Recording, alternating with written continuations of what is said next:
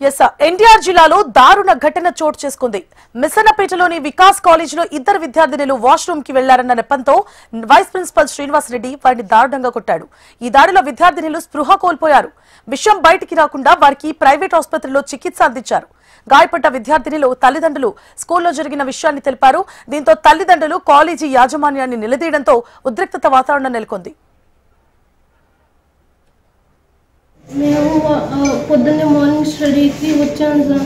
వచ్చి ఒక పీరియడ్ అయిపోయింది, ఇంకో పీరియడ్ ఉంది. ఆ టైంలో నాకు వాష్రూమ్ వచ్చిందని నేను మా ఫ్రెండ్ వెళ్ళి అడిగాము. ట్యూటర్ని అడిగితే ట్యూటర్ నేను పంపాను అని తిట్టారు. తిట్టిన తర్వాత వచ్చి అరగంట కూర్చున్నాను. అరగంట ఆపుకున్నాను వాష్రూమ్. నేను అరగంట ఆపుకున్న తర్వాత కూడా వెళ్ళి అడిగితే పంపినని అన్నాను. నాకు అర్జెంట్ వచ్చి నేను వెళ్ళి వాష్రూమ్కి వెళ్ళి అలా నేను మా ఫ్రెండ్ మెట్లు దిగుతుంటే మా కోసం మేడం పంపించారు. పంపించి వచ్చిన తర్వాత బయట నుంచోబెట్టి ఎవరిని అడిగి వెళ్ళారు మీరు అని అడిగి ఇక్కడికి తీసుకొచ్చి గోసారి దగ్గర తీసుకొచ్చారు. గోసారి ఏమో ఏం అడగకుండా కొట్టారు. ఇద్దరు ముగ్గురిని కొట్టారు. కేబుల్ వైర్ పెట్టి కొట్టారు.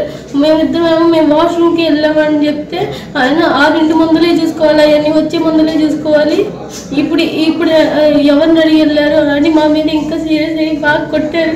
మేము ఏడుతున్నామని మళ్ళీ కొట్టడానికి మీదకి వచ్చారు.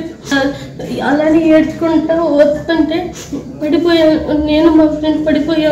బాగా కొట్టారు. గువ్వల శ్రీనివాస్ రెడ్డి బాగా కొట్టారు. పడిపోతే మమ్మల్ని ఈ హాస్టల్కి తీసుకెళ్ళి పసుపు అవన్నీ రాశారు. అయినా కానీ లగట్లేదని వార్డెన్ మేడంకి చెప్తే వార్డెన్ మేడం ఆటోకి ఫోన్ చేశారు. మమ్మల్ని శవాలు ఎత్తుకెళ్ళారు సార్. మమ్మల్ని సీసీ కెమెరాలు కూడా ఉన్నాయి. వచ్చిన తర్వాత చూసాను సార్ నేను సీసీ కెమెరా. శవాలు తీసుకెళ్ళి అక్కడ పెడితే